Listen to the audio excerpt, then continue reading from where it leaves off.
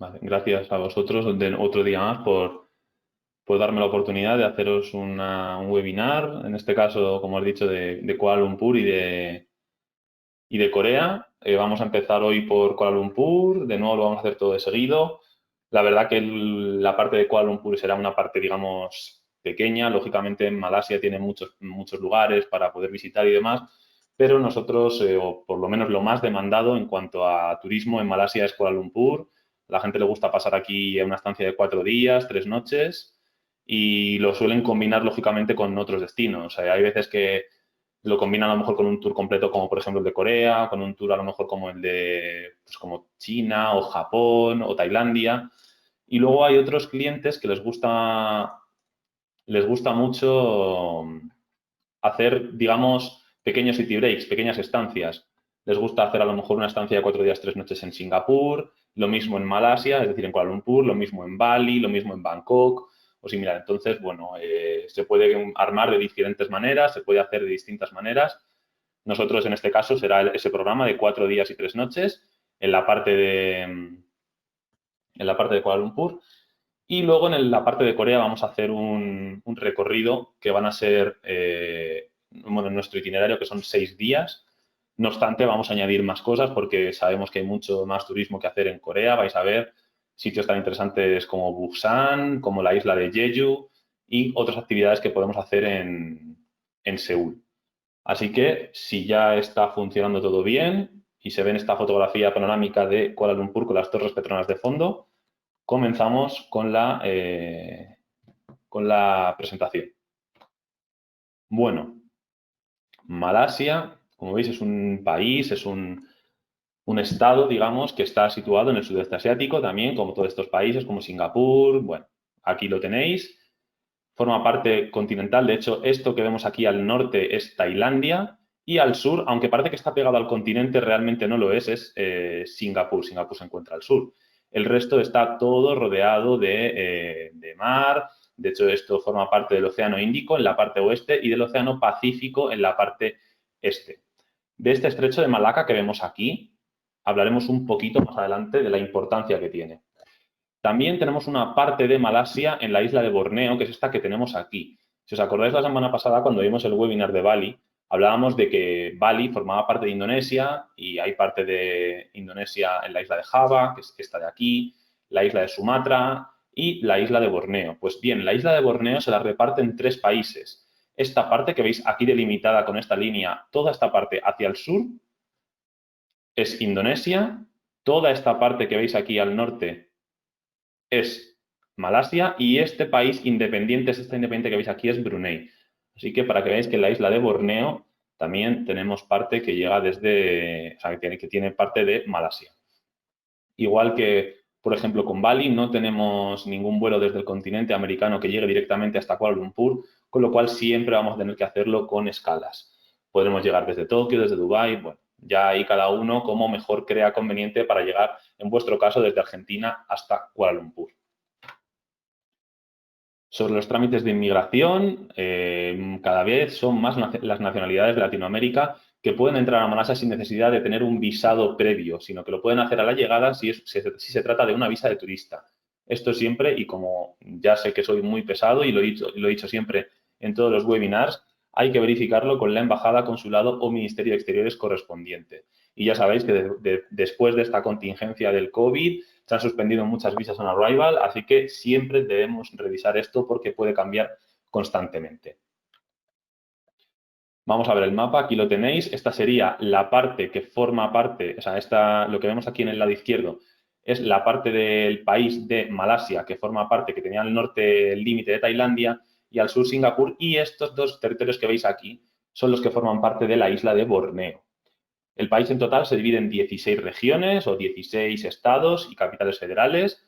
Nosotros vamos a visitar Kuala Lumpur y también vamos a visitar Melaka o Malaca para cuando vayamos a esa visita que tenemos el tercer día. Muchos de los estados de Malasia en general reciben el nombre de sultanatos porque están gobernados por un sultán o gobernador. Es un país musulmán, el segundo mayor del sudeste asiático después de Malasia. Perdón, de Malasia, de Indonesia, estamos en Malasia. Puesto que es uno de los 3 países que controlan el estrecho de Malaca, que hablábamos antes del estrecho de Malaca, Uno de ellos es Malasia, otro de ellos Indonesia y el otro Singapur. El comercio internacional es una parte esencial de la economía y llegó a ser incluso el principal exportador de estaño, caucho y aceite de palma. El aceite de palma habréis oído que tiene su origen sobre todo en la isla de Borneo, con toda esta deforestación de los bosques de aquí, de la isla de Borneo, que son el hogar del orangután gigante del sudeste asiático. A la actividad industrial corresponde un gran porcentaje de su actividad económica, de todo esto que hemos visto, el estaño, el caucho y el aceite de palma, y además cuenta asimismo con una gran diversidad de fauna y flora, considerado como uno de los 17 países megadiversos.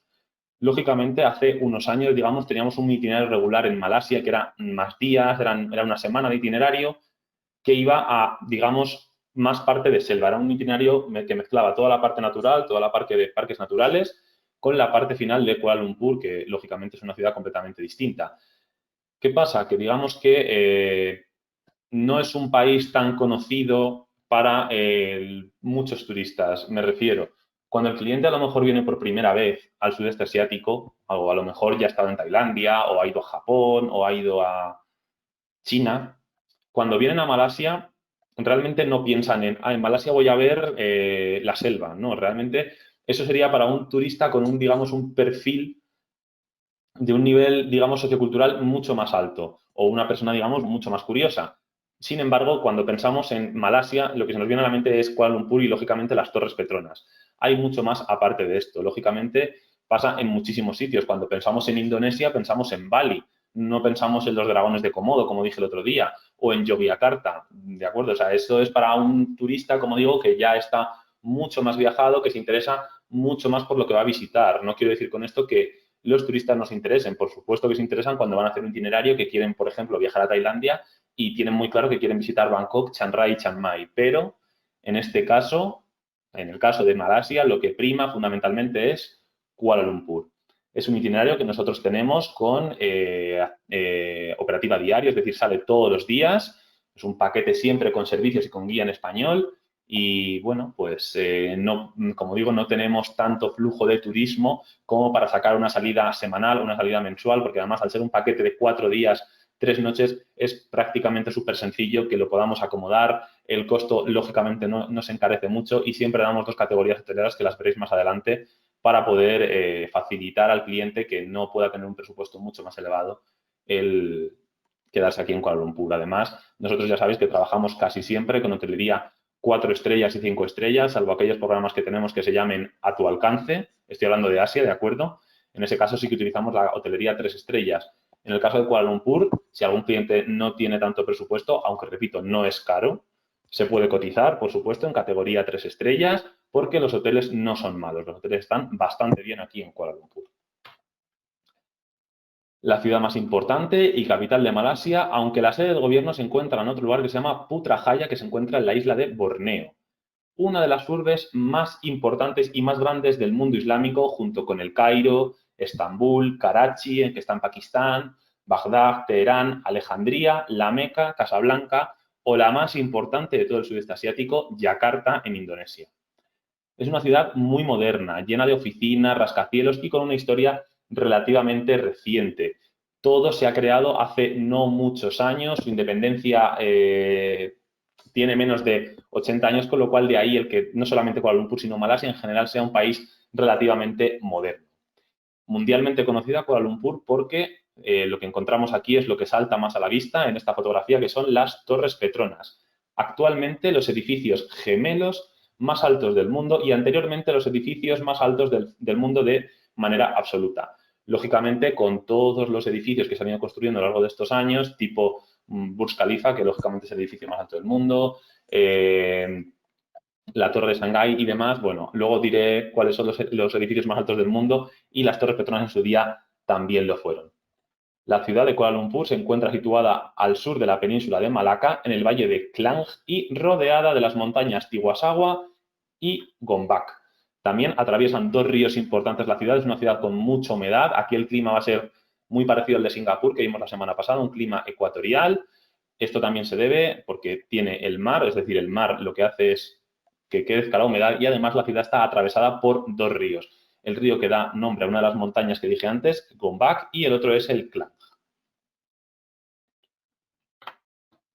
Bueno, nuestro itinerario consiste, como decía, 4 días, 3 noches. El primer día tendremos el traslado de llegada incluido y el alojamiento. Al día siguiente tendremos una visita de mediodía de Kuala Lumpur panorámica, que vamos a ver ahora. Y ya el tercer día daré 2 opciones de visita que, bueno, nosotros incluimos una, aunque realmente a los turistas les suele llamar más otra. Vamos a ver la primera de ellas. El primero de ellos que tenemos aquí es el nuevo Palacio del Rey. El nuevo Palacio del Rey, aquí lo tenéis, también llamado Istana Negara. Negara es un, digamos, sufijo o palabra adyacente que tienen muchos de los monumentos que vamos a ver en Kuala Lumpur, y es la residencia oficial del monarca de Malasia. Este monumento data del año 2011, como veis es bastante moderno, pero porque es, digamos, la parte nueva de otro que había anteriormente, de otro antiguo palacio o de antigua residencia real que se encontraba en otro lugar. Este nuevo Palacio del Rey se divide en 3 partes: el componente formal, el componente real, perdón, y el componente de la administración.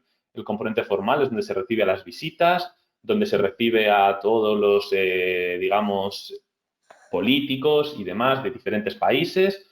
El componente real, donde reside el rey y su familia. Y el componente de la administración, donde se toman las decisiones que, bueno, pues engloban a todo el país. Aquí tenéis el nombre que se ve un poco más abajo, Istana Negara. Continuamos nuestra visita panorámica con la mezquita nacional, también llamada Masjid Negara, una mezquita también muy moderna que se terminó de construir a finales de los años 60. Las principales características de la mezquita son el minarete, que lo tenemos aquí, que mide en total 73 metros de altura, y el techo principal de la mezquita, que es esto que tenéis aquí, que si os fijáis parece un paraguas semiabierto. Bueno, parece un paraguas por dentro, por fuera ellos lo quieren llamar como una estrella de 16 puntas. El paraguas es símbolo de los trópicos, aparece constantemente. El techo principal es una reminiscencia, como decía, de un paraguas abierto, y la cima del minarete el de uno plegado. Es decir, aquí tenéis el paraguas cerrado, perdón, y aquí el paraguas abierto. Las placas plegadas del techo principal de hormigón son una solución creativa para conseguir el gran espacio diáfano de la sala principal en los terrenos de la mezquita, perdón. Además, en esta mezquita, como en muchas otras del mundo, ya sabéis que los árabes lo que buscan siempre es la armonía entre las grandes estructuras arquitectónicas y la naturaleza, con lo cual vamos a encontrar dentro de esta mezquita, o del complejo de la mezquita, mejor dicho, lagos, fuentes y jardines. No sé si os acordáis la semana pasada, cuando estuvimos viendo la presentación de Singapur, cuando hicimos la parte de la isla de Sentosa, había 2 edificios también que tenían esta misma estructura, este paraguas abierto de esta manera que veis aquí. Si no os acordáis, no pasa nada, si no, luego lo pongo al final de nuevo para que lo recordéis. La siguiente visita será una visita exterior, ¿de acuerdo?, en las Torres Petronas, el emblema de la ciudad, y como me gusta mucho a mí decir en las presentaciones, cuando nos hacemos una representación mental de qué vamos a visitar en un país o en una ciudad, lo primero que se nos viene a la mente en Kuala Lumpur, lógicamente, son las Torres Petronas, que, como decía antes, entre los años 1998 y 2004, fueron los edificios más altos del mundo hasta que a finales de 2004 se inauguró Taipei 101, que pasó a ser el edificio más alto del mundo. No obstante, y a pesar de haberse quitado este título de edificios más altos del mundo, hoy en día son los edificios gemelos más altos del mundo, con una altura de 452 metros y 88 pisos en total, de hormigón armado, acero y vidrio. Además, estas Torres Petronas fueron diseñadas por un arquitecto argentino llamado César Pelli. Nosotros, de acuerdo, lo que hacemos es una parada aquí para tomar muchas fotografías. No obstante, vamos a parar en diferentes sitios de la ciudad para tener diferentes también perspectivas. Si alguien quiere subir, puede ser en su tiempo libre. Nosotros podemos colaborar con la entrada. Y lo que tiene aquí en el medio, lo que une esta pasarela, es un mirador, ¿de acuerdo? Así que eso es lo que está habilitado para el turista, porque realmente las Torres Petronas gemelas son edificios de oficinas. Perdón por el lapsus, de verdad, perdón. La siguiente parada será una parada, digamos, un poco más tradicional, no tan moderna, como es el templo de Tian Hou. Es un templo de 6 niveles dedicado a la diosa del mar chino, Mazu. No sé si os acordáis que en Singapur también había un templo dedicado a una diosa del mar. Y en Bali también, una diosa del mar china, y en Bali también a una diosa del arroz chino. Este templo de inspiración china, aquí tenéis la explicación, mezcla elementos del budismo, del confucianismo y del taoísmo. Una estructura bastante grande que representa la combinación exitosa de técnicas arquitectónicas modernas y un diseño tradicional auténtico con pilares imponentes, techos espectaculares y esculturas ornamentadas y adornos intrincados. Como podéis ver, esto es un claro ejemplo de la influencia, digamos, taoísta, este dragón que veis aquí. La verdad que todo el detalle de las estatuas que encontramos en los techos superiores del templo son verdaderamente espectaculares. Además, para acceder al templo tenemos que atravesar un gran número de arcos rojos. Esta sería la visita panorámica, ¿de acuerdo? Esta sería, como veis, no tiene mucho más. Kuala Lumpur, lógicamente, habrá lugares para pasear, lugares con rascacielos, para tomar fotografías, pero en sí, ¿de acuerdo? En esencia, la visita panorámica de Kuala Lumpur son estos tres monumentos. El Palacio Real, llamado también Istana Negara, la Mezquita Nacional, las Torres Petronas y el Templo de Tean Ho. Esto sería la visita panorámica, ¿de acuerdo? Al día siguiente nosotros incluimos una visita. Por defecto en nuestro folleto la que tenemos incluida es la visita a Malaca. Es una visita de día completo a Malaca. Pero hay muchos clientes que cuando vienen aquí a Kuala Lumpur prefieren no visitar Malaca y visitar las cuevas Batu. También vamos a hablar de ellas en este itinerario, no os preocupéis. Como decía, al día siguiente haríamos una visita de día completo a Malaca, situado al sur de la ciudad de Kuala Lumpur. Muchos países han dominado esta región estratégica con ese estrecho tan importante que recibe el mismo nombre, acordaos, y se lo han disputado británicos, holandeses, portugueses o japoneses, que han estado aquí durante muchos años controlando el tráfico mercantil de esta zona. De hecho, la presencia holandesa en toda esta parte del sudeste asiático también es muy importante. En Malaca vamos a ver lo fundamental, digamos, o donde se centra todo el atractivo turístico es en la Stadhuis Malacca Square, que es la imagen que tenéis aquí en esta fotografía principal en grande. Estos lugares, fueron construidos durante la ocupación holandesa, allá por el año 1650, como la oficina del gobernador y los edificios que encontramos en la Stadhuis Malacca Square, que como se ve en la fotografía son la Iglesia de Cristo, la Christchurch Square, la Christchurch Melaka, que es la Iglesia de Cristo, perdonadme, la Torre del Reloj, que es la que vemos aquí, la Clock Tower, y lo que se ve aquí en el centro, que es un color diferente, es la estatua de la Reina Victoria, la estatua de la Fuente de la Reina Victoria. Continuaríamos nuestra visita de Malaca paseando por Jonker Street, un lugar muy tradicional y muy habitual para que la gente venga aquí a hacer compras y souvenirs. Es esta fotografía que tenéis aquí y que se encuentra dentro de esta Jonker Street de Chinatown. El mercado que encontramos ahí se llama Jonker Street Market, es un mercado que ponen todas las tardes y que podemos pasear por aquí sin ningún tipo de problema, además que está inspirado en la época holandesa. De nuevo tenemos un templo parecido al templo de Tean Ho, aquí en Malaca, este templo de Chen Hon Teng, que también es un templo chino que practica los tres sistemas de budismo, confucianismo y taoísmo. Además, es el templo más antiguo, no solamente de esta zona de Kuala Lumpur y Malaca, sino de todo el país. Esta sería la visita de día completo que haríamos en Malaca. Vamos a ver los hoteles con los que trabajamos y después veremos la visita de las cuevas Batu. Como dije antes, dos categorías hoteleras. Podemos cotizar categoría turista superior, no hay ningún problema. Los hoteles son buenos en Kuala Lumpur. En la categoría primera tenemos el Hotel Journal Boutique, habitaciones amplias, ambiente moderno. Por lo general, todos los hoteles van a ser bastante modernos aquí en Kuala Lumpur. Se encuentra muy céntrico, podemos llegar a 10-15 minutos caminando a las Torres Petronas, así que estamos en pleno centro. Y en la categoría primera superior, el hotel con el que trabajamos es el Hotel Renaissance Kuala Lumpur. Un hotel un poco más clásico, también moderno, pero lógicamente más elegante, con mejor servicio y mejor ubicación. Estamos a 4 minutos de las Torres Gemelas, de las Torres Gemelas de nuevo, disculpadme, de las Torres Petronas de Kuala Lumpur. Además, este hotel cuenta con un gastrobar muy importante y de renombre internacional, porque aquí se hace cocina internacional de distintos países y mucha gente, no solamente los que se alojan en el hotel, sino turistas, vienen aquí al Hotel Renaissance, a este gastrobar que estoy indicando, a degustar los platos que decía. Para los clientes que se queden una noche más o que no prefieran ir a Malaca y prefieran ir a las cuevas Batu, vamos a ver esta visita opcional que se encuentra al oeste de Kuala Lumpur, las cuevas Batu. Estas cuevas se sitúan en una colina, como la que veis en imagen, a la que se accede a través de todos estos escalones, por si acaso la entrada está incluida, lógicamente, en nuestra visita, y son unas cuevas que se sitúan en lo alto de una colina de piedra caliza, con una serie de cuevas y templos cuevas, ¿de acuerdo? Son cuevas que también ofrecen esa doble función, la de cueva y la de templo. Toman su nombre del río Batu o Sungai Batu, que fluye más allá de la colina. Cuevas Batu es también el nombre de una aldea cercana y de la estación de tren o de metro que tenemos al lado, porque mucha gente piensa que las Cuevas Batu las vamos a encontrar en medio de la naturaleza, muy lejos de la ciudad, y realmente no es así como lo piensa todo el mundo, porque tenemos una parada de metro justo al lado. Quizá más tarde en el vídeo se pueda ver que se sitúa de verdad justo al lado de la estación del metro, es bajarnos aquí y es que damos acceso directamente a las Cuevas Batu, es Batu Caves, es la estación de tren, la estación de metro que vamos a encontrar aquí.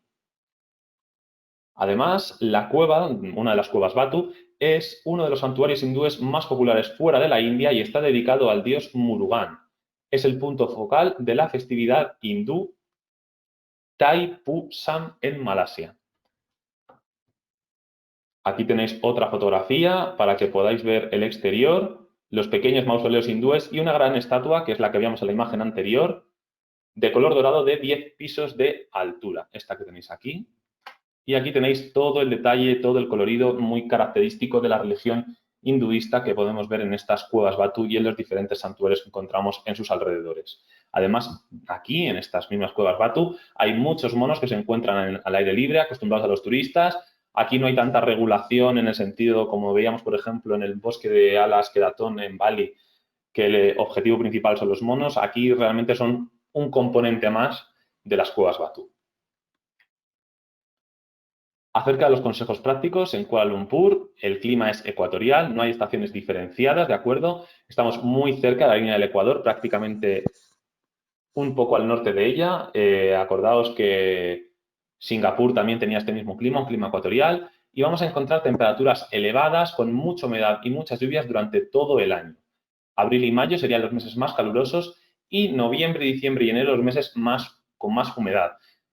Esto quiere decir que, bueno, independientemente de que diga que abril y mayo son meses calurosos, la temperatura prácticamente va a ser 1 grado, 2 grados de diferencia respecto a los meses de noviembre, diciembre y enero. Y como digo, puede llover en cualquier momento del año, de ahí la característica del clima ecuatorial.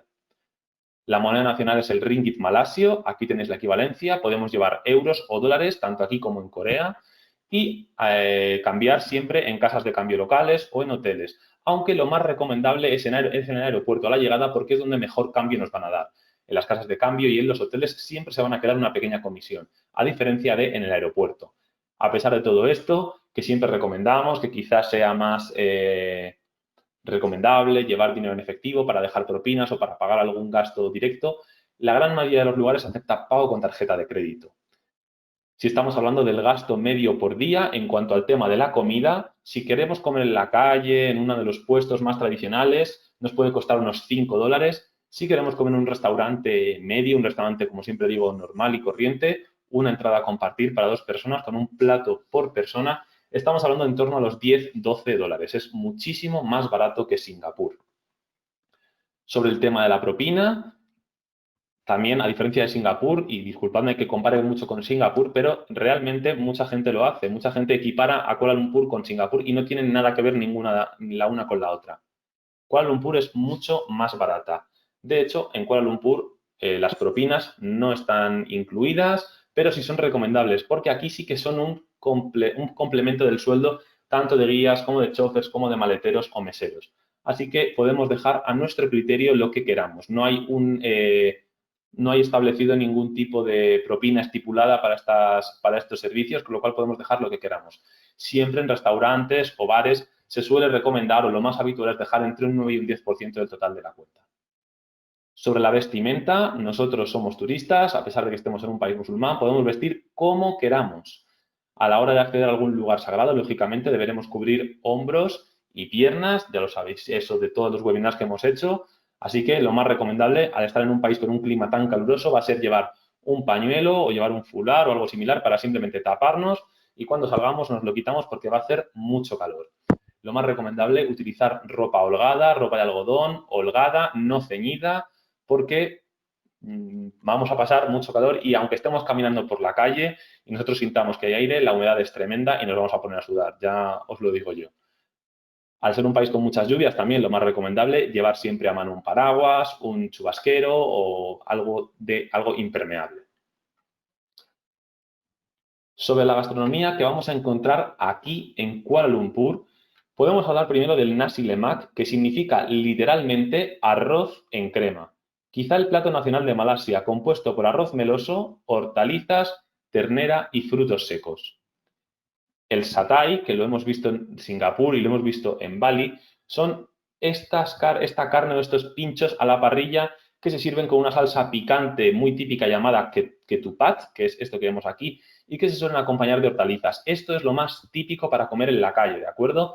Lo más típico en los puestos de la calle será encontrar estos satay de pollo, de lo que sea, de ternera, lógicamente, de lo que sea, ¿no? Porque estamos hablando de un país musulmán, así que no vamos a encontrar cerdo aquí, de ternera, de camarón o de pollo, así que será una buena opción para encontrarlos.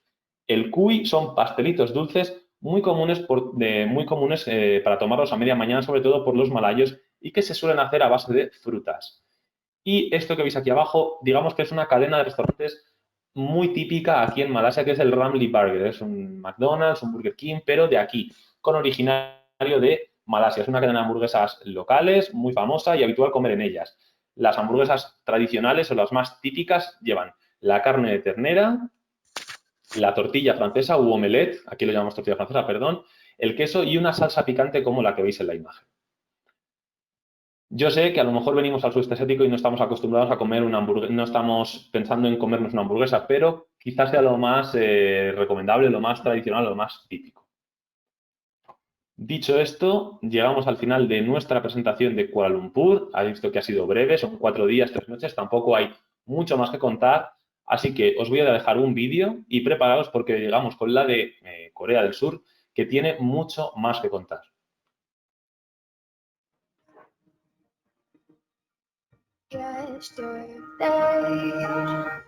We were only kids, could never fade away.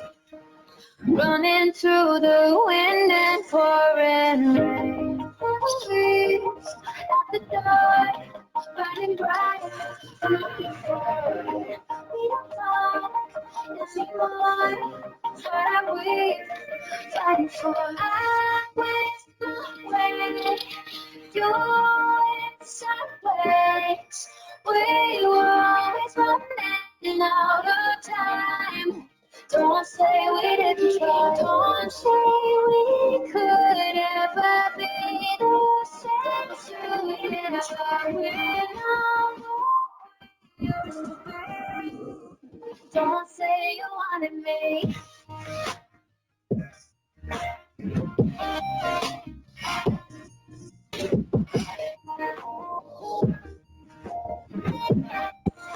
Don't say you wanted me.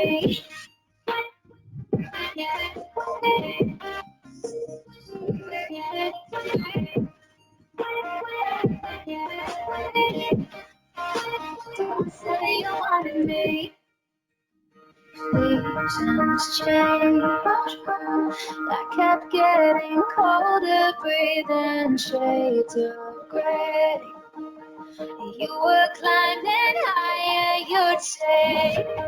Memories at the door, burning bright from long afar. We don't talk anymore.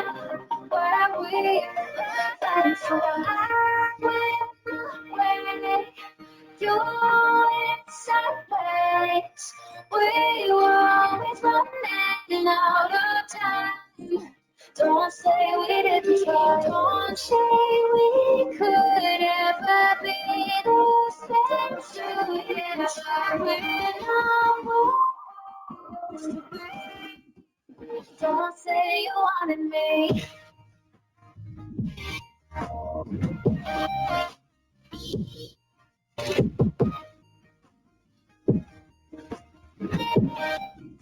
Don't say you wanted me.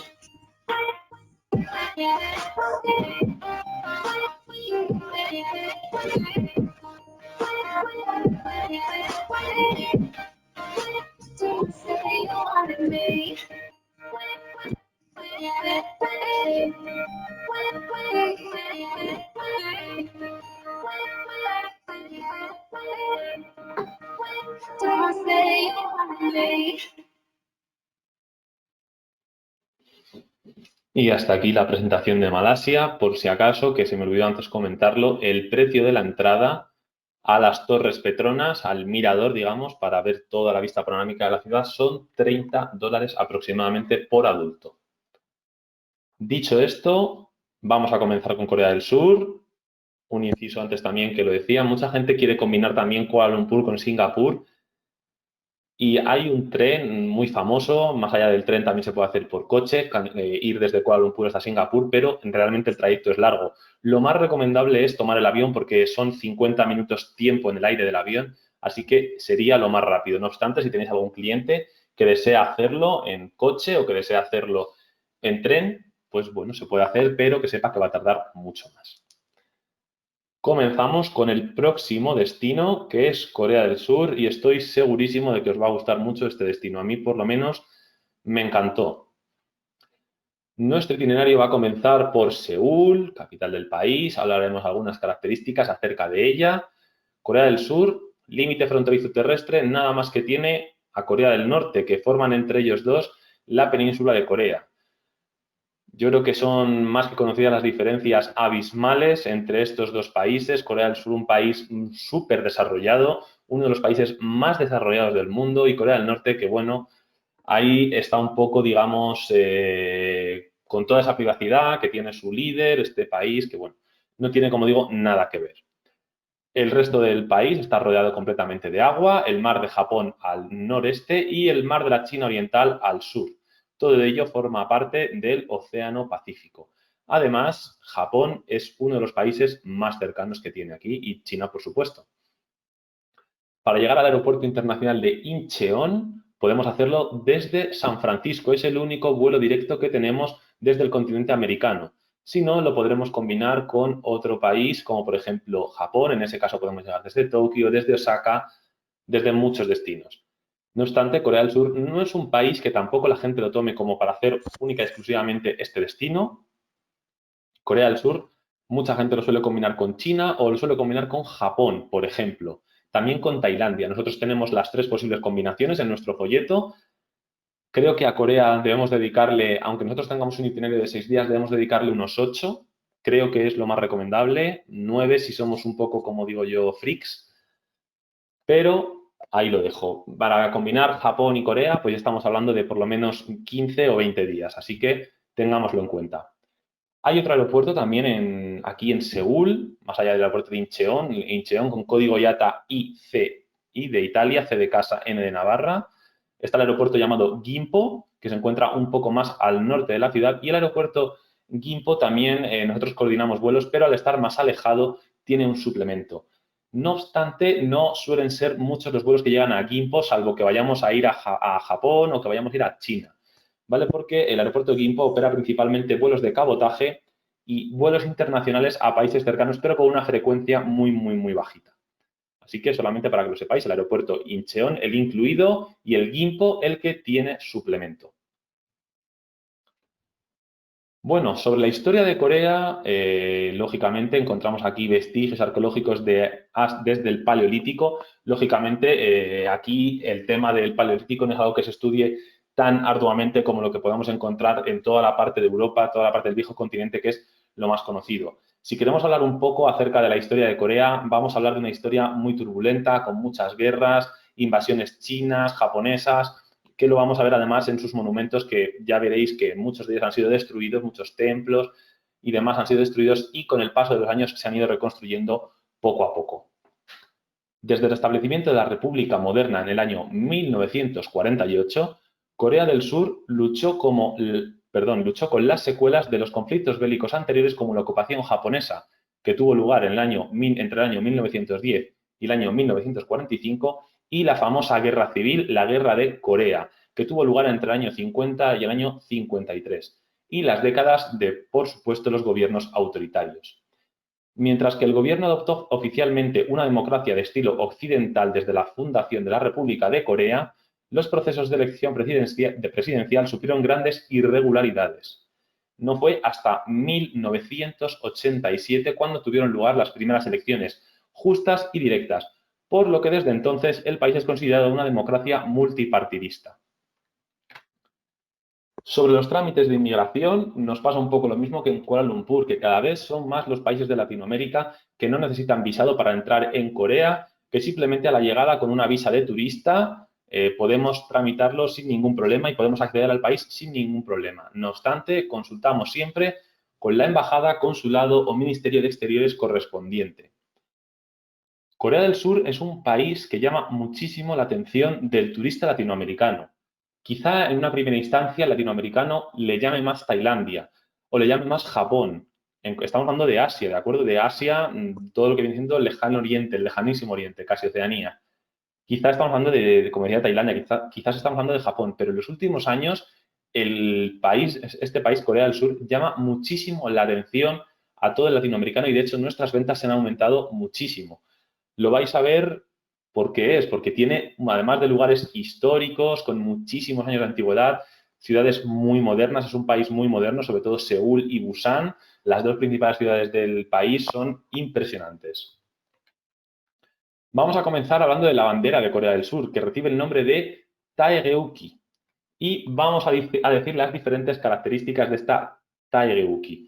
Bueno, es el color blanco, como lo veis, y en su centro encontramos este rojo, este azul y estos 4 símbolos.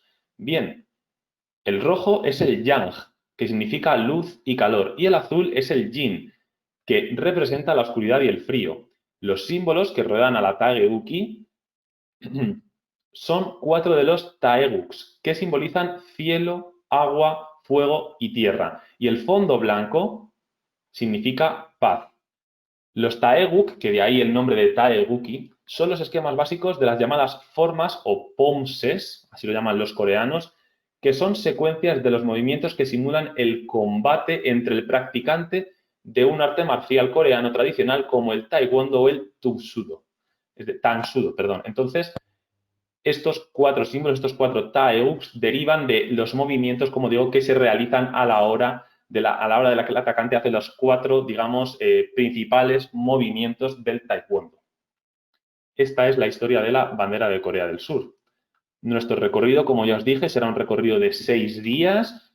Recomiendo 8, más o menos, 9, si queremos ir también a la isla de Jeju. Pasaremos la primera y la segunda noche en Seúl. Después, atravesando Suwon, que visitaremos la fortaleza de Hwaseong, llegaremos a Cheonju. Finalmente a Jeonju, donde de vuelta regresaremos a Seúl. Y finalmente después veremos unas pinceladas de lo que podemos ver en Busan y lo que podemos ver en la isla de Jeju. Más cosas acerca de nuestro itinerario en Corea del Sur. Los itinerarios en Corea del Sur que tenemos son itinerarios en privado. Lógicamente, ahora entenderéis lo que quiero decir con el tema del privado. Me habéis oído antes que tenemos itinerarios que combinan Japón y Corea, China y Corea, Tailandia y Corea. Bueno, ¿por qué los combinan tan fácilmente? Porque tiene salidas diarias Corea y de ahí el que sea un itinerario privado. No es tan famoso, quiero decir, el auge del turismo en Corea del Sur por parte del turista hispanohablante latinoamericano ha aumentado en los últimos años, pero no tanto como para sacar un tour regular, como digo siempre, con salidas semanales. De ahí el que tengamos operatividad diaria y los servicios, sean siempre en privado y en español. No obstante, la verdad es que nuestro precio es bastante competitivo, de ahí el que tengamos una hotelería 4 estrellas. Los hoteles en Corea del Sur pasa un poco como los hoteles de Japón. Vamos a ver, como digo, yo voy a decir las cosas con propiedad. Pasa un poco con los hoteles en Japón en las ciudades principales, en las ciudades modernas. Cheonju y Jeonju, aunque son ciudades importantes, aunque son ciudades, digamos, un poco grandes, son más ciudades tradicionales, más ciudades pequeñas, más ciudades de campo, no sé cómo explicarlo. No vamos a encontrar una hotelería de lujo, ¿de acuerdo? No vamos a encontrar Hilton, no vamos a encontrar en Jeonju sí, pero en Cheonju no. No vamos a encontrar, por ejemplo, en Cheonju hay un Ramada, pero no es, y el Ramada lógicamente es muy caro, por eso no lo tenemos en el itinerario puesto, y por eso es lo que digo, tanto en Cheonju como en Jeonju son ciudades un poco más de campo, los hoteles están bien, pero veréis que la decoración es mucho más tradicional coreana. Sin embargo, en Seúl, en Busan, Y en Jeonju son ciudades grandes, ciudades de rascacielos, ciudades muy modernas, con lo cual vamos a encontrar ahí hoteles de 3 estrellas que igualmente estén muy bien. Como decía, nuestro itinerario, hoteles de 4 estrellas. Si hay algún cliente que quiere más o menos, nos lo podéis solicitar y como es en privado, lo podemos cotizar, por supuesto. Aquí tenéis un poco las provincias en las que está dividida Corea del Sur. Mucho ojo porque hay 2 ciudades en Corea que se llaman igual. Hay 2 Cheonju en Corea. Uno se encuentra en esta provincia sombreada con color azul que se llama Chungcheongbuk. Y luego hay otra que se encuentra un poquito más al sur y se encuentra por aquí que también recibe el nombre de Cheonju. ¿Por qué es esto? Bueno, pues porque hay aquí en España hay un chico que es youtuber, influencer y demás, y que sube sus aventuras, sus viajes, que ya sabéis que toda esta gente se dedica a viajar. Hizo un viaje aquí a Corea del Sur y, bueno, contaba que el problema que había tenido era que estaban en Seúl y cuando fueron a viajar por el país internamente, en vez de hacerlo en coche o en tren, en este caso tomaron un avión y tomaron un vuelo a otra ciudad llamada Cheonju. ¿Qué pasó? Que cuando llegaron, la ciudad no era esa, no era este Cheonju que vamos a ver en el itinerario, sino que era otra. Y cuenta la historia de cómo se confundieron y tuvieron que volver a tomar el vuelo para volver a la ciudad de Seúl y hacer el itinerario completamente. Así que, bueno, más allá de esta anécdota, mucho ojo. Seúl es la capital del país y la ciudad más poblada no solamente de Corea del Sur, sino de toda la península de Corea. Ciudad global, de gran desarrollo económico, la cuarta economía metropolitana del mundo, solamente por detrás de grandes ciudades asiáticas, como por ejemplo Shanghái, y una de las ciudades con mayor calidad de vida del mundo, junto con Tokio, junto con Osaka, o junto con las ciudades nórdicas, como por ejemplo Oslo, Estocolmo, o incluso también en Nueva Zelanda, Wellington y Auckland. Seúl, como decía anteriormente, ciudad globalizada, desarrollada con uno de los productos interiores brutos más altos del mundo. De hecho, es la 13ª potencia mundial y con una historia relativamente reciente. Estamos hablando desde el año 1950. En muy pocos años se ha situado como uno de los principales países, Corea, y Seúl como una de las principales ciudades del mundo, con una conectividad excelente, ya que el transporte público funciona de manera muy buena aquí en Seúl, metro, autobús, tren. Sin embargo, y vengo aquí a la última nota que tenemos aquí abajo, todo el mundo recomienda, y podemos decir que sí, es así, que el taxi es la mejor manera de hacerlo porque, a pesar de que es un país bastante caro, el taxi en Seúl y en todo Corea del Sur es muy rápido y es muy barato. Así que, si algún cliente prefiere hacer esto en taxi antes que en transporte público, lo puede hacer porque no va a gastar mucho dinero. Además, es el paraíso de la cosmética. Se reúnen las 3 Bs, o las 3 Bs, las 3 características: bueno, bonito y barato. Primeras marcas, encontramos aquí en Seúl, encontramos primeras marcas de cosméticos, encontramos MAC, encontramos Kiko, encontramos muchísimas y además a unos precios verdaderamente bajos y la calidad, lógicamente, es muy buena. A las mujeres coreanas les gusta muchísimo el maquillarse. De ahí el que también tengamos aquí un poco la influencia, esa que es más típica de Japón, esos cosplays, que les gusta mucho disfrazarse de personajes ficticios y demás. Sabéis que también aquí hay mucho anime y mucho manga en Corea, así que bueno, de ahí el que la cosmética también tenga mucha importancia. Otra de las características de Seúl es que no hay papeleras en la ciudad. Es muy, muy, muy raro que podamos encontrar una papelera en un lugar público para tirar un papel, para tirar una lata. No es nada habitual. La gente no suele ir andando por la calle y comiendo y tirar las cosas en una papelera. No, se lo guardan en su mochila o en su bolsillo hasta que llegan a casa o a un establecimiento y lo pueden tirar dentro. Esto quiere decir que si fumamos, pero está completamente prohibido fumar en cualquier parte de Seúl. Me recuerda mucho a Japón, no lo puedo evitar. Porque en Japón igual pasa lo mismo que en Corea. Está prohibido fumar en cualquier parte. Veremos que en las principales ciudades, o en las ciudades, mejor dicho, hay zonas delimitadas muy chiquititas para poder fumar en ellas y como no hay papelera, vamos a tener que apagar la colilla y metérnosla en el bolsillo hasta que vayamos hasta, como digo, el hotel o un establecimiento que la podamos tirar dentro. La diferencia entre Corea y Japón en el sentido del fumar es que, por ejemplo, en Japón hay muchos lugares en los que está permitido fumar en su interior. Restaurantes, cafeterías y demás tienen áreas completamente blindadas, es decir, que están ahí todas rodeadas de mamparas para que no salga el humo al exterior, donde se puede fumar. En Corea esto no lo vamos a encontrar. Es un país antitabaco, digámoslo así. En Seúl vamos a hacer una visita de día completo. Como digo, tiene operativa diaria este tour. Lo que pasa es que ahí los monumentos cierran algunos días concretos de la semana, con lo cual este Palacio Gyeongbokgung, por ejemplo, cierra los martes, con lo cual si llegamos un lunes y tenemos la visita el martes, daré después una alternativa de visita que podemos realizar en Seúl. Y también daré otro pequeño consejo de qué podemos realizar si nos quedamos una noche extra más en Seúl.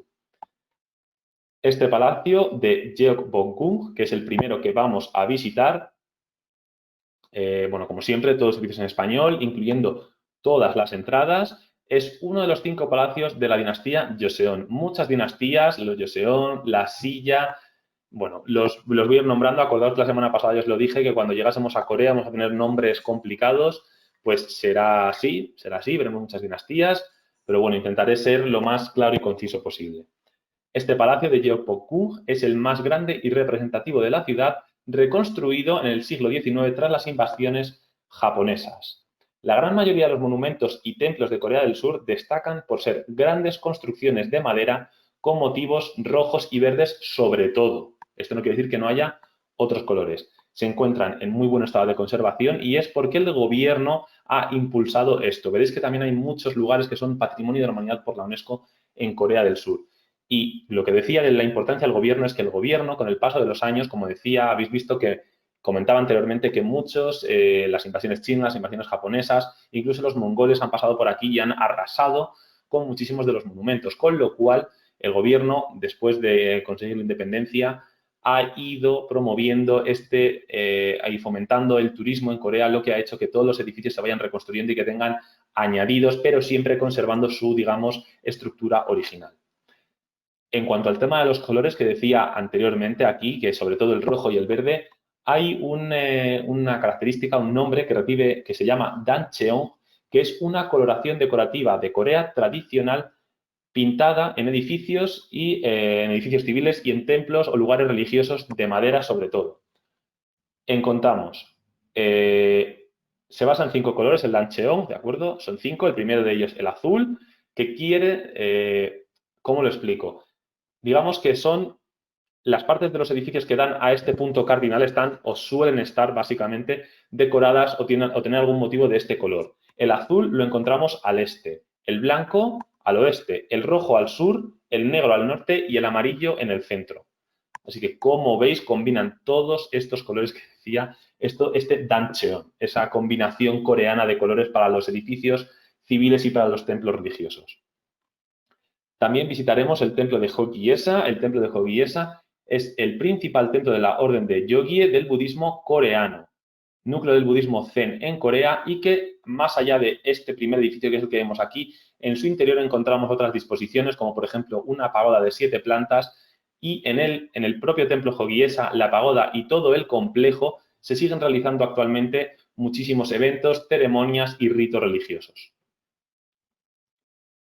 En la siguiente diapositiva, encontramos una fotografía interior del Palacio de Gyeongbokgung, este palacio que veíamos antes. Aquí lo tenéis con esta pagoda, este santuario situado en una isla en medio de un lago, a la que podremos acceder a través de una pasarela. Lógicamente no vamos a poder entrar en su interior, no tiene puerta, simplemente es una vista exterior de este lugar para tomar fotografías. Continuamos con nuestra visita de día completo de la ciudad de Seúl con el Hanok o Bukchon Village. El Hanok o Bukchon Village, voy a dar 2 datos. El primero de ellos, seguro, estoy convencido de que habéis recibido algún webinar de Japón. No sé si hay alguna persona aquí que haya prestado mucha atención a ese webinar de Japón. Y cuando se habla de Kioto, se habla de ese barrio llamado barrio Gion, donde se encuentran todas las geishas, pues es muy similar a este Bukchon Village. Aquí lo tenéis. Es un barrio tradicional, se sitúa, como si dijésemos, en la parte alta de la ciudad y encontramos callejones con casas tradicionales con más de 600 años de antigüedad. Esta parte de la visita la haremos a pie y, bueno, el primer dato que daba era ese del barrio, parecía el barrio Gion de Kioto. Y hay muchas casas de este estilo, pero que no se encuentran aquí en este Hanok o Bukchon Village. No sé si alguien ha visto la película coreana que ha ganado, ha arrasado en los Oscars, que se llamaba Parasite. Las casas también que encontramos ahí son, lógicamente, mansiones muy modernas y tal, pero que exteriormente lo que hacen en esa película y en las calles que se ven en los alrededores es intentar buscar ese tradicionalismo del Hanok Bukchon Village que encontramos aquí en estas fotografías. Solamente en la parte exterior, ¿de acuerdo? Para tener, como si dijésemos, un elemento tradicional combinado con un elemento completamente moderno y nada que ver, lógicamente, con este Hanok Bukchon Village. Esos son los dos puntos o las dos características que quería decir. También, después de salir del Hanok Bukchon Village, iremos hasta una casa del té, haremos una ceremonia del té en una casa de renombre de aquí del centro histórico de Seúl y pues nada, tomaremos el té, degustaremos el té y finalmente nuestra visita terminará con la calle Insadong. La calle Insadong es por no decirlo, la más famosa de toda la ciudad. Aquí la gente cuando sale del trabajo suele venir a tomar una cerveza, a cenar, es un lugar en el que también hay muchas tiendas de electrónica, karaokes. Bueno, como veis, las similitudes con Japón son bastante similares, pero lógicamente siempre al estilo coreano. Más allá de restaurantes, de bares, de estos karaokes. Además, aquí en esta calle Insadong tiene diferentes partes de las que encontramos galerías de arte o tiendas de primera marca. Esta sería la visita de día completo de la ciudad. La alternativa, en el caso de que, como dijésemos, cayese en martes, nosotros ofrecemos lo siguiente. El primero sería el Palacio de Chandeok-gung, alternativa, y la segunda residencia real de Corea del Sur. Este lugar es Patrimonio de la Humanidad por la UNESCO. Además, conocido también como Palacio del Este.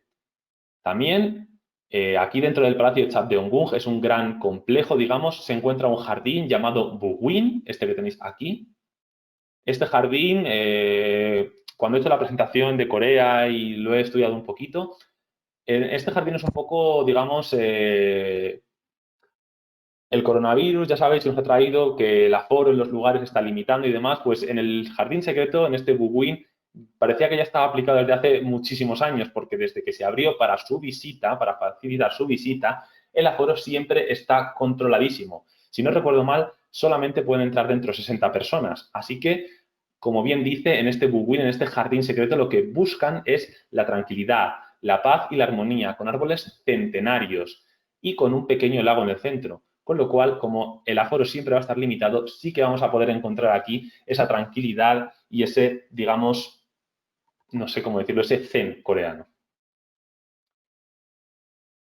La visita, perdón, vuelvo un segundito antes de hablar de esto. La visita, en vez de visitar el Palacio de Gyeongbokgung y el Templo de Hogiesa, visitaríamos el Palacio de Chapdeokgung, este Bugwin, Jardín Secreto, además del Hanok o Bukchon Village y la calle Insadong, ¿de acuerdo? Esta es una alternativa al Palacio Real, que es lo que cierra los martes, ¿de acuerdo? Si nos quedamos más días en Seúl, lo que mucha gente nos ha solido solicitar cuando viene aquí es la visita al área desmilitarizada. Esta visita es muy curiosa y además es una visita también muy complicada. Explico el porqué. Esta visita no la puede operar ningún operador. Cuando digo ningún operador, no estoy diciendo nada de nadie, pero no la puede operar ni Surland, ni Special, ni Europamundo, no la puede operar ningún operador, porque es una visita que la opera única y exclusivamente el gobierno de Corea. Esto quiere decir que si nosotros tenemos contratada la visita y el día de mañana el gobierno dice esta visita no opera por el motivo que ellos decidan, porque como digo, es una visita que decide el gobierno, la visita no va a operar.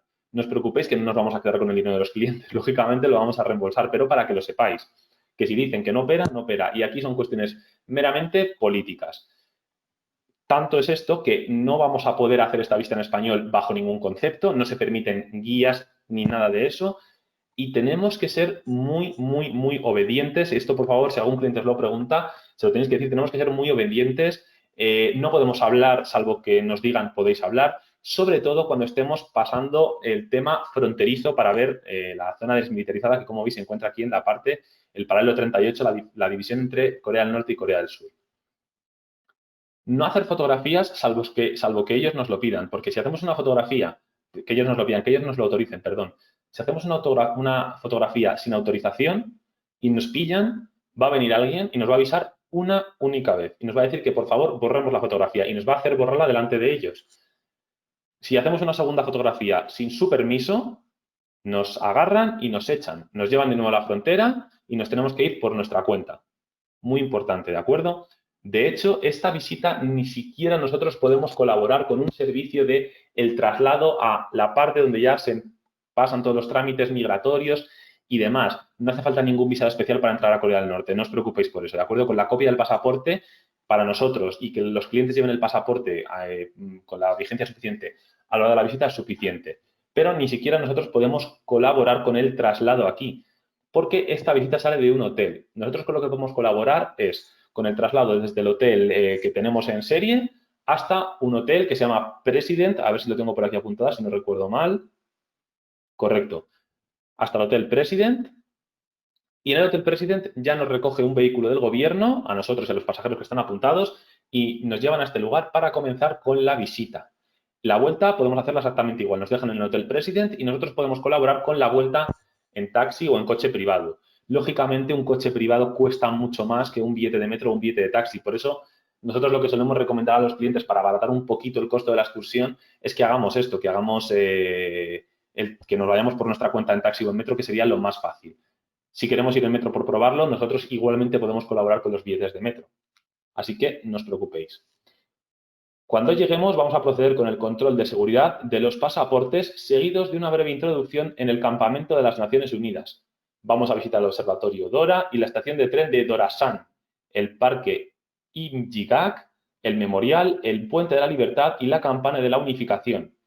Al final de la mañana vamos a visitar además uno de los túneles excavados con una profundidad de 33 metros y capaz de mover en una hora una división completa de sus armas.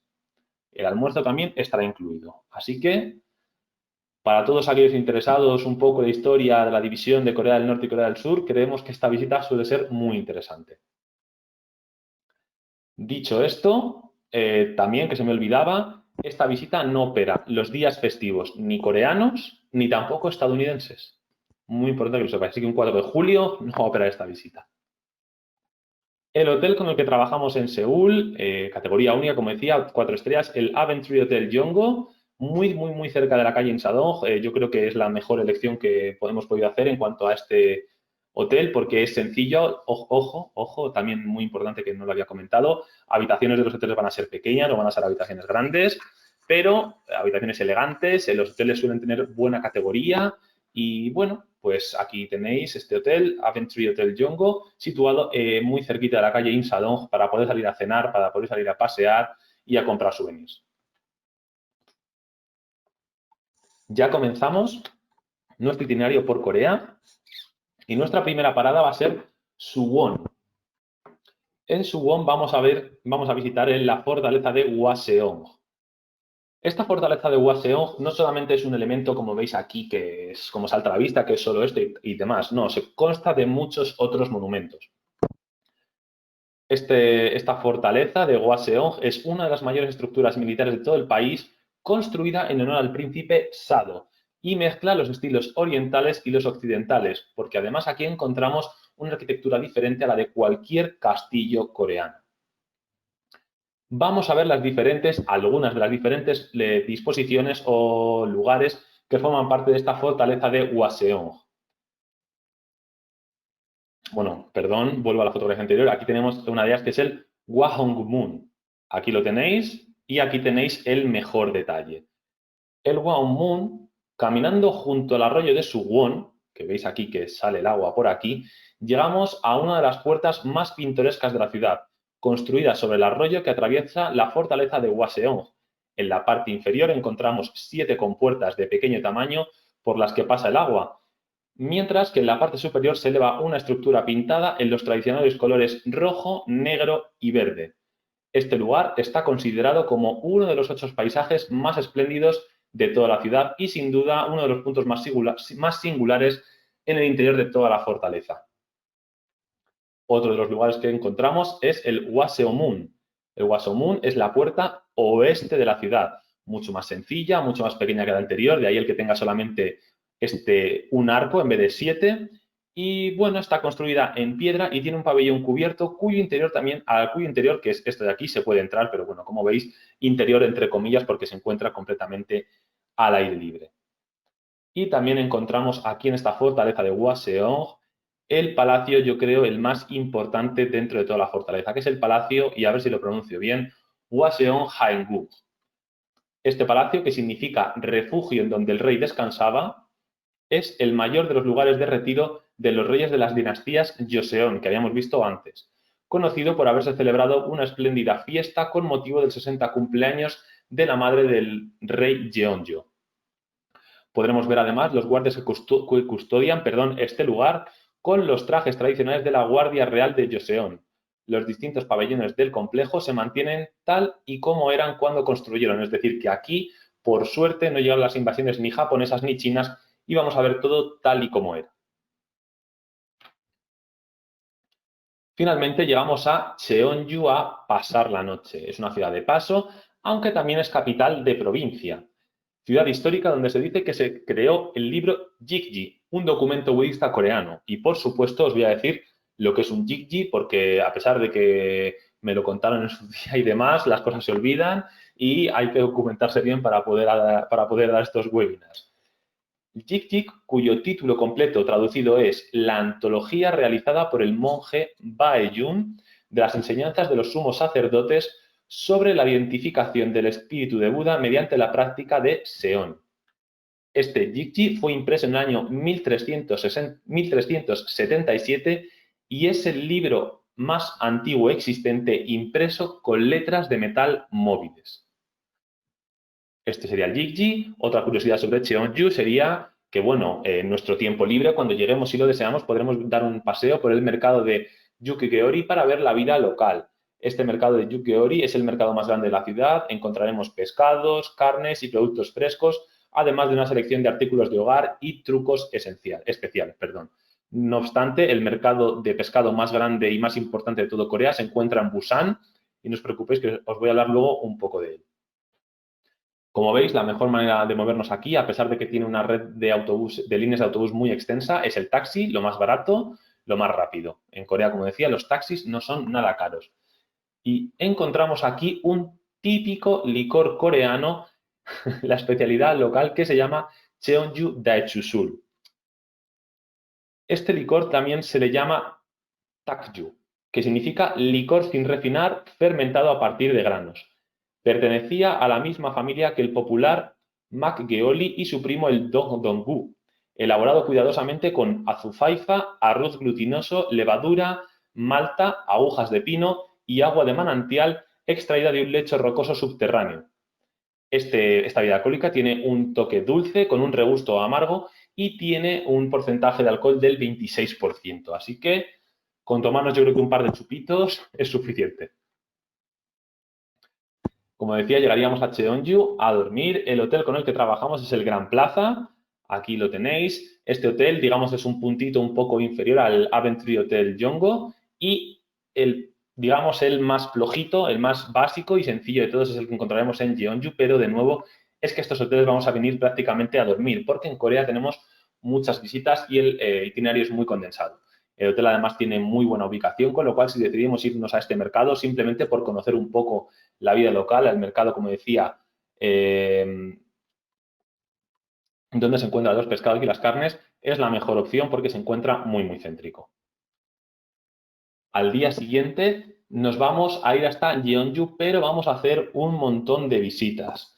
Nuestra primera parada será el Parque Nacional de Songnisan, donde visitaremos el famosísimo templo de Beoyupsa, que data del siglo VI. Tiene, como veis, una antigüedad tremenda y destaca sobre todo por su impresionante imagen de Buda de oro de 33 metros, que la tenéis en esta fotografía, la pagoda de madera de 5 niveles, que la veis aquí, aquí la veis, estos 5 niveles. Vuelvo un segundito al anterior para que la veáis mejor.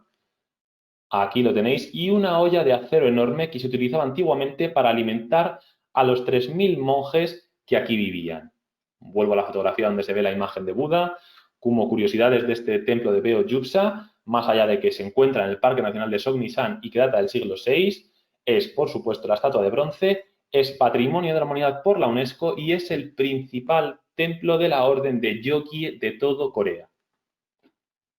Este sería nuestra primera parada, el templo de Beoyupsa, y la siguiente parada va a ser el templo de Hayensa. El templo de Hayensa, aquí lo tenéis, como veis, en medio de la naturaleza, se encuentra en el Parque Nacional de Gaya. Este templo de Hayensa es uno de los 3 templos que forman parte de la joya de la corona de Corea, que pertenecen, por supuesto, al estilo Yogye. Este templo data del año 802, aunque ha sido restaurado y ampliado en el año 1481. Años más tarde, durante las invasiones japonesas del siglo XVI, el conjunto sufrió grandes daños a causa de un gran incendio por parte de los japoneses que prácticamente lo destruyó. Por ello, fue lugar de restauración durante todo el siglo XX, pero siempre manteniendo la estética esencial y la estética tradicional de su primera construcción allá por el siglo IX. Este templo de Hayensa representa el Dharma o las enseñanzas de Buda, y en su interior se encuentra la Triptaka coreana, que comenzó durante la dinastía Goryeo, alrededor del año 1230. La Triptaka coreana es la creación de uno de los tesoros más importantes de todo Corea del Sur, la más completa colección de textos budistas del país. Así que podremos, como veis, acceder a todo el complejo que encontramos aquí del templo de Hayensa en el Parque Nacional Gaya. Aquí lo tenéis, que por cierto, y como el templo de Beoyupsa que vimos anterior, con la estatua de Buda de 33 metros, este templo de Hayensa forma parte también del Patrimonio de la Humanidad por la UNESCO. Finalmente, como decía, vamos a llegar a Jeonju solamente a dormir. En Jeonju, como veis, el hotel es más sencillo, más básico, pero en todo caso funcional y correcto y tiene todas las comodidades. Lo único que la decoración podemos decir que es un poco más tradicional coreana. Se encuentra dentro de un complejo turístico que se llama Bonum, ofrece muchos servicios, pero nosotros tampoco vamos a tener mucho más tiempo de disfrutar de ellos porque, como decía, tenemos un itinerario muy condensado y con muchas visitas. No obstante, tanto este hotel, el Commodore, como el Hotel Gran Plaza de Jeonju, cuentan con piscina los dos porque en verano hace muchísimo calor aquí en estas zonas de Corea, además de mucha humedad. En invierno hace mucho frío, pero en verano hace mucho calor también. Luego hablaré del clima, no os preocupéis. De vuelta a Seúl, vamos a hacer una serie de visitas en los alrededores de Jeonju. Primero comenzaremos con la cueva Seokguram, que la precede esta entrada al complejo donde encontramos este lugar que se encuentra aquí que se llama Torre de la Campana. La gruta Seokguram es una gruta budista artificial que data del siglo VIII y que destaca por su gran estatua de Buda. Además es Patrimonio de la Humanidad por la UNESCO. Aquí la tenéis.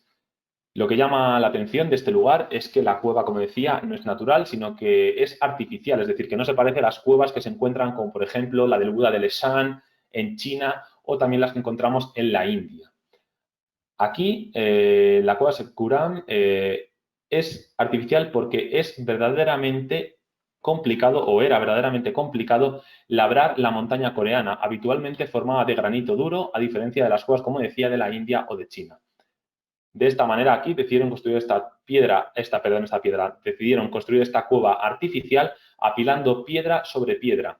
Y lo que encontramos en su interior es esta imagen de Buda. A pesar de que os penséis que la cueva es muy grande, para nada. El techo tiene una altura de unos 3 metros de alto, con lo cual cuando hay muchos turistas es un poquito agobiante porque el espacio no es muy grande y ya os lo digo yo que soy bastante alto, es un poquito complicado poder acceder a la cueva de Seokguram. Continuamos con el templo de Buljuksa. El templo de Buljuksa es otro templo antiquísimo en Corea. De hecho, data del año 528, cuando originariamente se llamó Hwageom Bulguksa o Beomjusa. Finalmente, en el año 751, recibió el nombre que actualmente tiene, el templo de Buljuksa.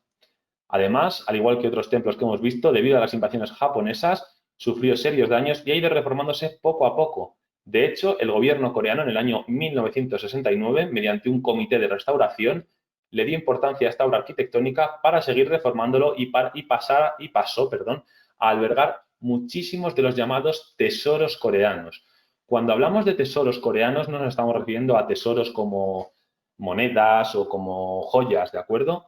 Sino estamos hablando de monumentos o tesoros arquitectónicos. Estamos hablando como, por ejemplo, de la pagoda de Abotab, el grabado de oro del Buda de Vairocana, la figura de oro del Amita sentado, Satirab, la pagoda Chilgobyo. Ya sé que os estoy diciendo muchos nombres, pero bueno, son sobre todo complejos, digamos, monumentales, son edificios, son pequeños templos que se encuentran dentro de este templo Bulguksa y que forman parte de estos tesoros coreanos.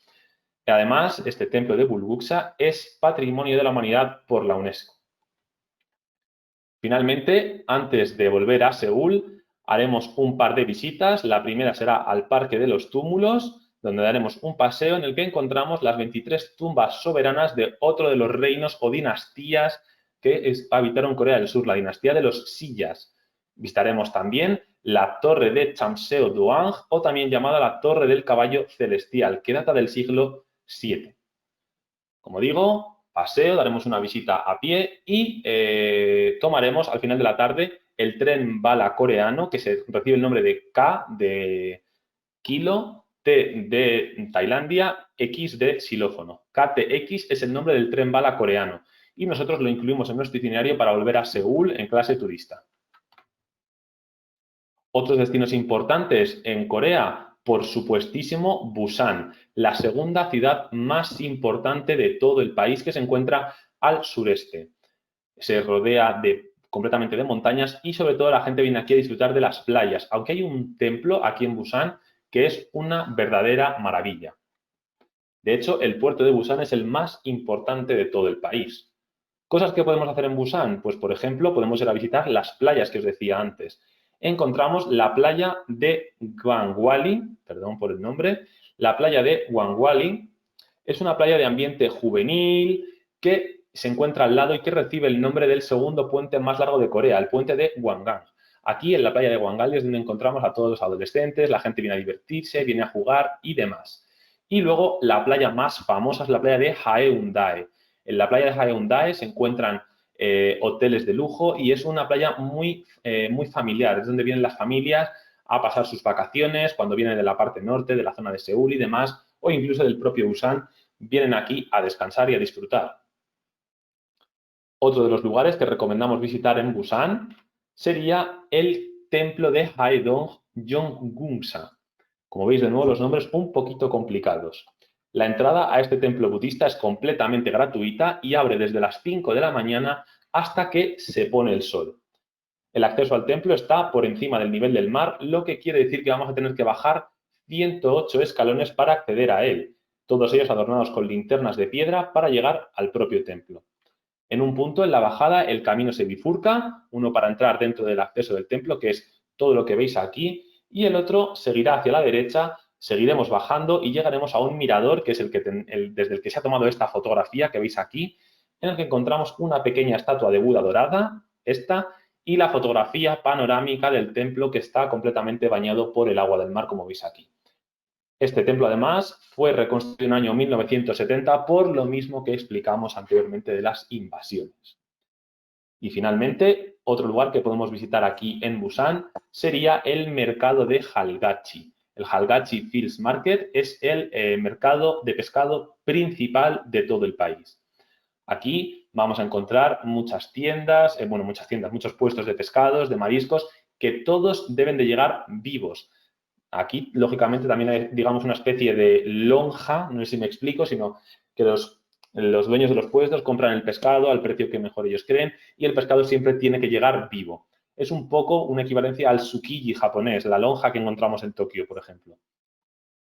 Más allá de ser un mercado, de este mercado de Hagalchi, aquí también es muy común que la gente, incluso los propios turistas, compren lo que deseen, pues unos camarones, como veis aquí estos pulpitos y demás. Y hay restaurantes aquí que no tienen comida, solamente tienen bebida, sino que nosotros les llevamos el plato con el pescado que hemos comprado completamente fresco y ellos nos lo cocinan como nosotros queramos, con salsa de ostras, con picante, con kimchi. Bueno, es súper habitual hacerlo de este modo. Esto sería Busan y el otro de los destinos del que os quería hablar era la isla de Jeju, que se sitúa al sur del país, formada hace cientos de millones de años como consecuencia de las erupciones volcánicas y que se compone fundamentalmente de basalto y lava. El clima aquí en la isla de Jeju, lógicamente, al estar completamente rodeada de mar, es más suave, pero como se encuentra más al sur, es un clima, sobre todo en verano, un poquito más tropical. Además, aquí en verano hay bastante lluvia, de ahí el que esté tan verde, y en invierno el clima es muy seco. El turismo del que hablamos en Jeju, más allá del turismo de playa, que la gente piensa que sí, pero no. Si queremos ir a la playa, mejor nos vamos a Busan. Esto es un turismo mucho más de naturaleza, es un turismo mucho más dejando atrás los templos y demás, un turismo de trekking, es un turismo de hacer senderismo y de visitar lugares naturales tan impresionantes como los que vamos a ver a continuación. Como por ejemplo Seongsan Ichjung. Este accidente geográfico, que es el que veis aquí, como digo, muy famosos los trekkings, muy famosas las caminatas para poder tomar fotografías como las que veis aquí en imagen de toda esta parte de la isla que, como decía, es de origen volcánico. Otro de los trekkings nos puede llevar hasta el Parque Nacional de Hallasan. El Parque Nacional de Hallasan, Hallasan de hecho es un volcán en el escudo de la isla de Jeju, además de ser la montaña más alta de toda Corea del Sur. En el área de alrededor de la montaña fue declarada Parque Nacional con la denominación de Parque Nacional de Hallasan. Y como veis, podemos hacer un montón de trekkings, un montón de caminatas para todos aquellos clientes que quieran visitar única y exclusivamente Corea, sería lo más recomendable. Y finalmente, también recomendamos otro lugar natural que es la cascada de Cheonjeon. Esta cascada de 3 niveles o esta catarata, de nuevo, en medio de un complejo natural que la precede una ruta de unos 2-3 kilómetros a la cual podremos llegar. Así que estos serían los lugares naturales que podríamos visitar en la isla de Jeju. Llegamos al final, hablamos de los consejos prácticos. Aquí, acordaos que Corea del Sur está bastante al norte, con lo cual los inviernos son muy fríos. Puede nevar en cualquier momento.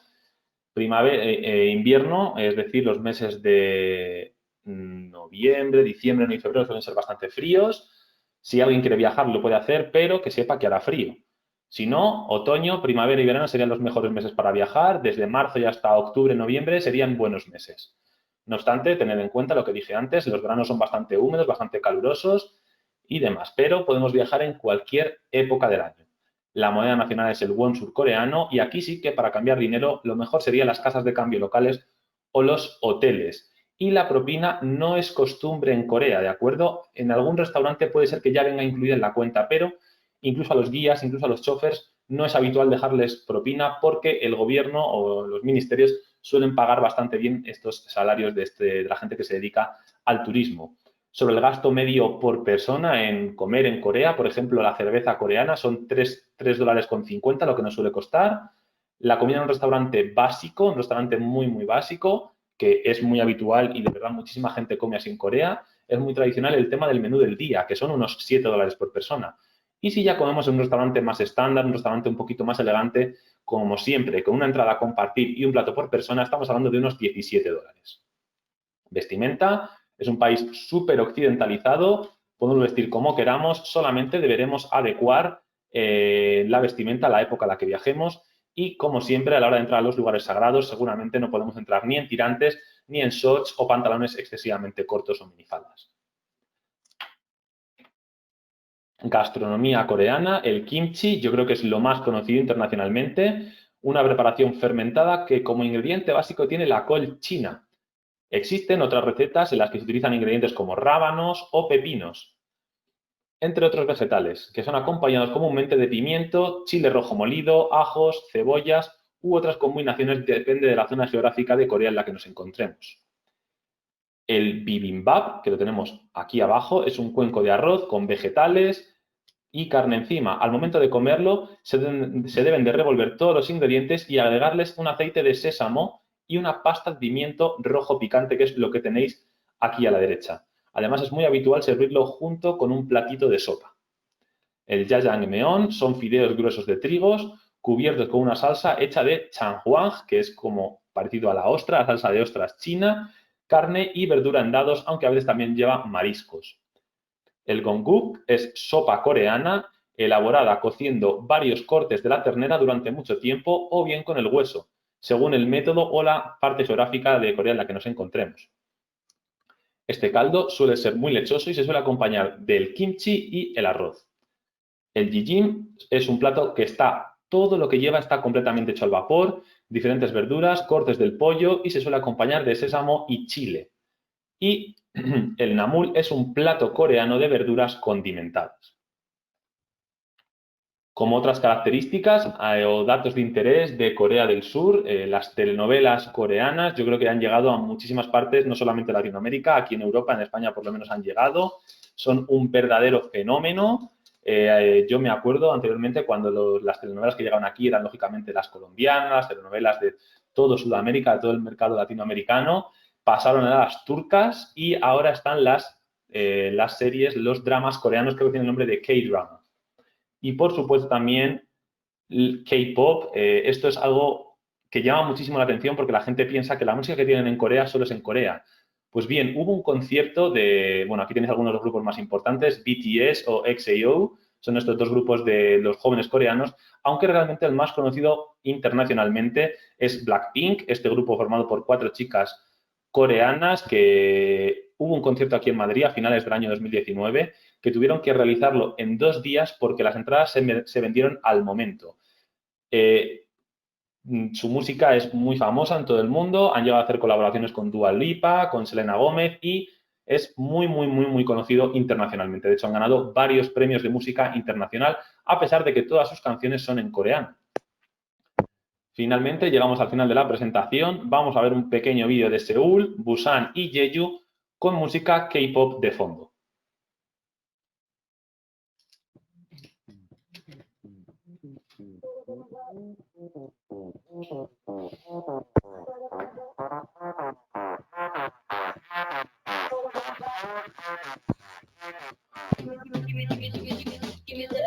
너무한데 자꾸 생각나 자존심 상해 애 같아 얼굴이 뜨겁고 가슴은 예뻐져 내 몸이 맘대로 안돼 어지러 넌 안 듣는 노래 같아 잡힐 듯 잡히지 않아 넌 쉽지 않은 걸 그래서 더 그려 내 맘이 맘대로 안돼 지금 너를 원하는 내 숨결이 느껴지니 너를 바라보고 있어 I'm missing you So tonight won't you set me free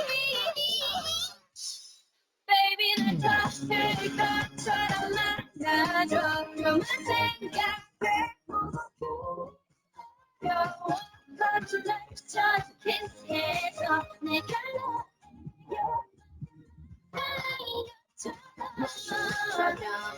마지막처럼 밤인 것처럼 마지막처럼 마지막처럼 내일 없는 것처럼 I'm a foreigner, baby. You can feel it, catch me. Give you all of this, baby. Coming pretty and nasty. We gonna get it, my love. You can bet it. I'm like we gon' double the stack on them. I'll be the bunny and you be my class. We ride or die. X's and O's. 시간을 흘러가는데 나는 급해지지. 내 세상은 너 하나만 missing you. So tonight won't you set me free? Baby 내 터질 것처럼 만나줘 그만 생각해 보게 그리워요 그런 말처럼 키스해줘 내가 너에게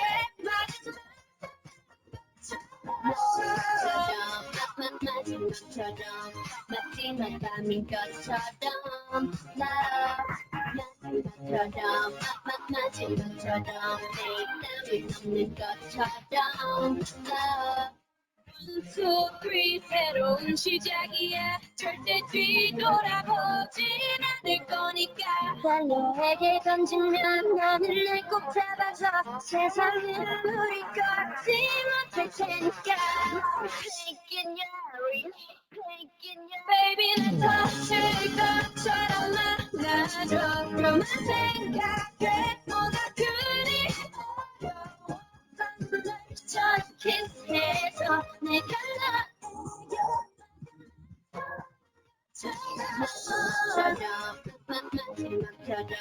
마지막 밤인 것처럼 마지막처럼 마지막처럼 내일 따윈 없는 것처럼